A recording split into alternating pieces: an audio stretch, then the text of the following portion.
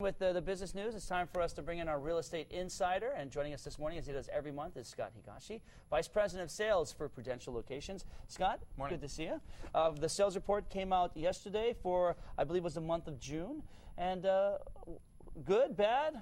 Really thumbs good, up, thumbs down? Really good news. The sales in June reported actually 38% jump in condo sales and an 8% jump in single-family home sales. And what that really shows is for the folks who are the first-time home buyers kind of rushing to the finish line in April, a lot of those sales started to close in June. So that's really good news. The market showed a lot of stability. I think the real story, though, for folks to be paying attention to are interest rates. And interest rates are actually at all-time lows. So if a buyer's still out there thinking, gee, I'm sad I missed the first-time home buyer tax credit, for example, when you look at interest rates the way they are now, the long-lasting benefit of having a mortgage that's under 5% is you actually enjoy savings for a longer period of time than the one-time home buyer tax credit. Even if you're a move-up buyer, same applies. Your cost of financing is so low. The other thing that the report showed is for June, homes sold in about a month, both condos and single family. So days on market was about 30 days. That's really fast. And so even for sellers who are thinking about selling, what it says to us in the marketplace is there's a whole bunch of pent-up demand by buyers.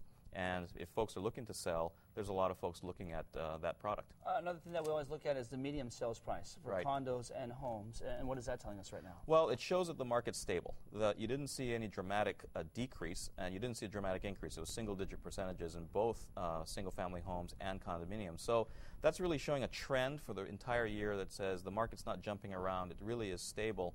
A really good time for folks. How much of a drop from its peak from a couple of years ago before the bust? I mean, so homes that people bought for $900,000 are now being valued at $700,000. I mean, is that I think it depends on the neighborhood. Well, it depends on the neighborhood that they're in. Some neighborhoods have a larger percentage drop. I think on average, when you look across the board, it's about 10% overall.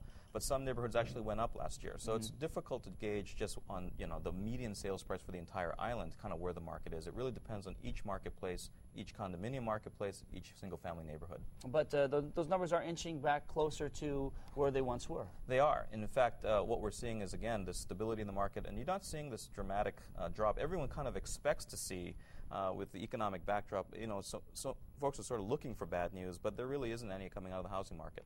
And last question, it's not typical for home sales to slow down the second half of the year. Just in the real estate world, things are usually busy in the first half of the year. That's right. Things are actually busy right now during the summer. Folks are out of school. Folks are looking for homes. It's a good time for people. But I think the backdrop really is interest rates. And a lot of folks expected interest rates to be higher by this time this year, but they're not. And the indications are they'll remain low for the remainder of the year. I guess the bottom line is what we always say, right, after the end of this Real Estate Insider segment? Well, it's actually an even better time to buy than it was last month. Oh, okay. So it's always a good time to buy. It is. All right, Scott, thanks so much for being here. I really appreciate it. We'll see you next month.